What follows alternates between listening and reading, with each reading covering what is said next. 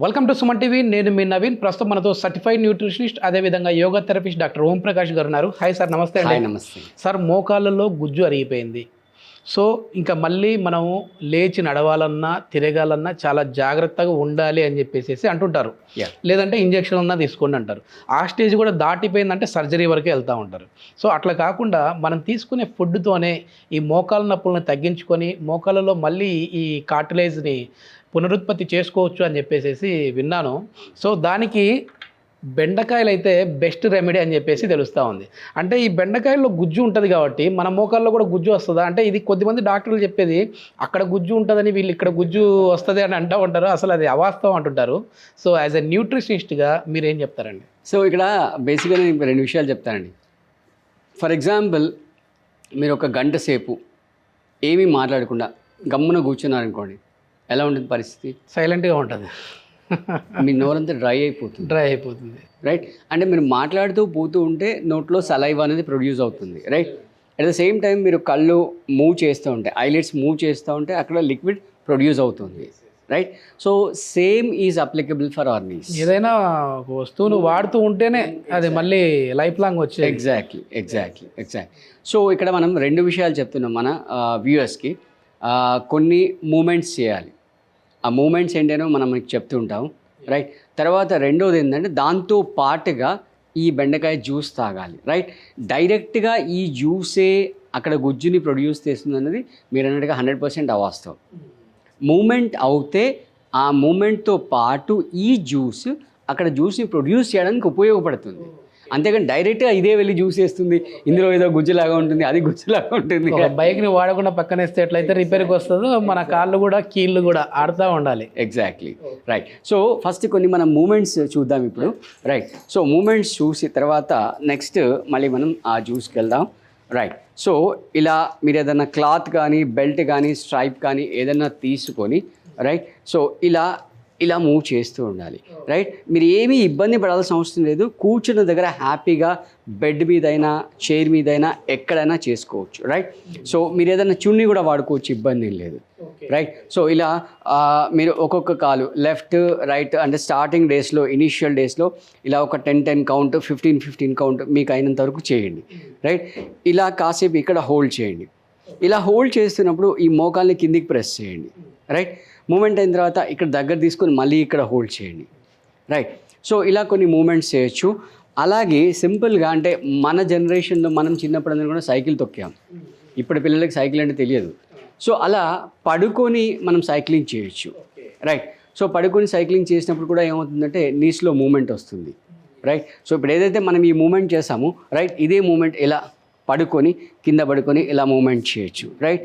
ఇలా రివర్స్ చేయొచ్చు.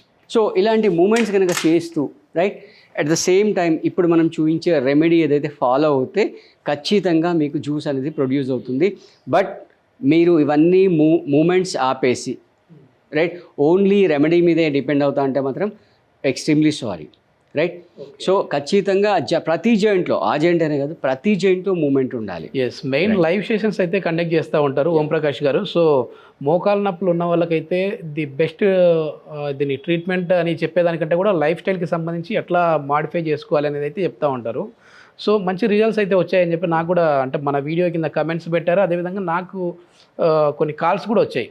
మనకి అంటే ఏదైనా ఫర్ ఇంటర్వ్యూ కోసం అని చెప్పి మేము కాంటాక్ట్ పెడితే ఆ ఇంటర్వ్యూ గురించి కాకుండా, సార్ ఓం ప్రకాష్ గారితో ఇట్లా మేము ఈ ట్రీట్మెంట్ తీసుకున్నాం అండి, బాగుందండి అని చెప్పేసి అంటా ఉన్నారు. సో లైవ్ సెషన్స్ మళ్ళీ నెక్స్ట్ ఎప్పుడు ఉన్నాయండి?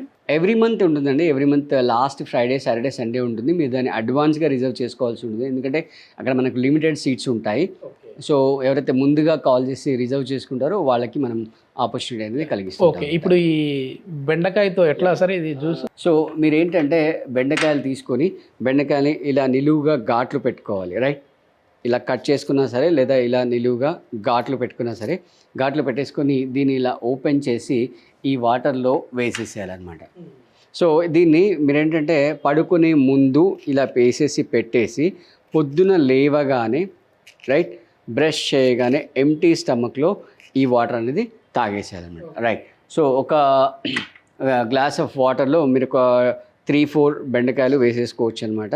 రైట్. సో ఇలా ఘాట్లు పెట్టేసి ఇలా వేసేస్తే మీరు వాటర్ చూస్తే నెక్స్ట్ డే మార్నింగ్ మీకు తెలిసిపోతుంది, అంత జల్లీగా గమ్మిగా వస్తుంది చిక్కగా అన్నమాట. వస్తుంది. Yeah. సో బెండకాయలు తింటారా లేదా అనేది మీ ఆప్షన్ అది, రైట్. తింటే ఇంకా వెల్ అండ్ గుడ్, లేదు అంటే ఓన్లీ వాటర్ తాగినా సరిపోతుంది, రైట్. మీరు పొద్దున్న లేచేసరికి మొత్తం అంత లావ్ అయిపోతాయి బెండకాయలని, అందులో ఉన్న ఏదైతే జ్యూస్ గమ్మి ఉంటుందో అదంతా మొత్తం వాటర్లోకి డిజాల్వ్ అయిపోతుంది. ఓకే, అంటే నైట్ నానబెట్టుకొని ఉదయం నైట్ నానబెట్టుకొని ఉదయం బ్రష్ చేయగానే ఎంటీ స్టమక్లో తాగాలి, రైట్. బట్ ఇది చేస్తూ మీకు ఇందాక ఏవైతే మూమెంట్స్ చెప్పామో ఆ మూమెంట్స్ ఖచ్చితంగా మీరు చేస్తూ ఉండాలి. చేస్తూ ఉంటే రెండూ చేస్తేనే మీకు ఎఫెక్ట్ అనేది వస్తుంది. ఎస్. ఇది మామూలుగా కాన్స్టిపేషన్ ఉన్న వాళ్ళకి కూడా యూజ్ అవుతుంది కదా సార్, అంటే మలబద్ధక సమస్యకు కూడా యూజ్గా ఉంటుంది. ఓకే.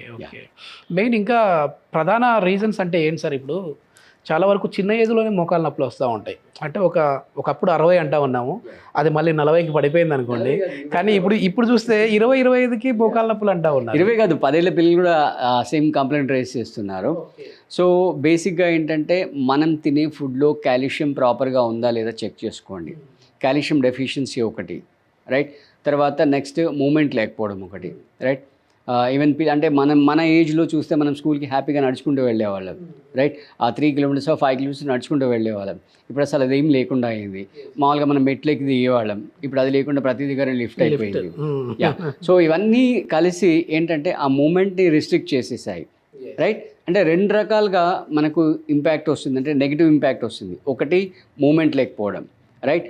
రెండవది వచ్చేసి మన ఫుడ్లో డెఫిషియన్సీ, ఈ కాల్షియం డెఫిషియన్సీ, ఫైబర్ డెఫిషియన్సీ. అంటే కాన్స్టిపేషన్ సమస్య ఉన్న వాళ్ళు కూడా వెయిట్ గెయిన్ అవుతారు. వెయిట్ గెయిన్ అవ్వడం వల్ల కూడా ఇట్లాంటి ప్రాబ్లమ్స్ వచ్చే ఛాన్స్ ఉంది. అంటే అది ఫర్ ఎగ్జాంపుల్ ఒక 40 kgs వెయిట్ని బేర్ చేయడానికి డిజైన్ చేసే అనుకుందాం. బట్ ఆ మనిషి 60 కిలోలు ఉన్నాడు అనుకోండి, సో 20 కిలోలు ఎక్స్ట్రా వెయిట్ దాని మీద పడుతుంది. ఆ లోడ్ వల్ల కూడా ఈ నీ పెయిన్స్ వచ్చే అవకాశం ఉంది. ఓకే. ఇప్పుడు వాకింగ్ చేయడం వల్ల ఈ మోకాలు నొప్పులు తగ్గుతాయి అని చెప్పేసి అన్నారని ఒకేసారి 5 కిలోమీటర్లు 10 కిలోమీటర్లు చేస్తూ ఉంటారు. సో అది మళ్ళీ ఎక్కువ అయ్యే విధంగా ఉంటుందా, లేదంటే తగ్గే విధంగానే ఉంటుందా మోకాలు నొప్పులు? ఫస్ట్ విషయం ఏంటంటే మీ BMI వెయిట్ చెక్ చేసుకోండి. ఒకవేళ మీరు BMI వెయిట్ కంటే ఎక్కువ ఉంటే కనుక 100% మీరు వాకింగ్ చేయకూడదు, రైట్. వాకింగ్ చేస్తే ఇప్పుడేదో మీకు హ్యాపీగా రిలాక్స్గా ఉంటుంది, బట్ లాంగ్ రన్లో మీరు మీ నీ జాయింట్ని కంప్లీట్గా డ్యామేజ్ చేస్తున్నారు, 100% డ్యామేజ్ చేస్తున్నారు. ఓకే, ఉండాల్సిన వెయిట్ కంటే ఎక్కువ ఉంటాయి, రైట్. ఇప్పుడు ఫర్ ఎగ్జాంపుల్ ఒక పర్సన్ 160 సెంటీమీటర్స్ హైట్ అనుకుందాం. సో 167 - 100 అంటే 60కి ±5% ఈజ్ యాక్సెప్టబుల్, రైట్. అంటే 57 నుంచి 63 వరకు ఉండొచ్చు. అది క్రాస్ అయితే మాత్రం కష్టం అయిపోతుంది, రైట్. సో అది ఏమాత్రం క్రాస్ అయినా కూడా మీరు వాకింగ్ అసలే చేయకూడదు. నేను ఇందాక చూపించినట్టుగా మూమెంట్స్ చేసుకోవచ్చు, చైర్లో కూర్చుని కానీ బెడ్ మీద కూర్చుని కానీ, లేదు అంటే మీకు అవకాశం ఉంటే స్విమ్మింగ్ చేయొచ్చు. ఓకే. మరి వెయిట్ లాస్ అవ్వడం కోసం మరి వాకింగ్ చేయాలి కదా, అవసరం లేదు? వెయిట్ లాస్ అవ్వడం కొరకు ఫస్ట్ మీరు వెయిట్ తగ్గించుకొని తర్వాత వాకింగ్కి వెళ్ళాలి. సో మనం డైట్ కంట్రోల్ చేయాలి. యా, మనం సపరేట్ వెయిట్ లాస్కి డైట్ కూడా మనం ప్రొవైడ్ చేస్తుంటాము. సో ఎవరికైనా రిక్వైర్మెంట్ ఉంటే విత్ ఇన్ హైదరాబాద్లో కాల్ చేయొచ్చు, రైట్.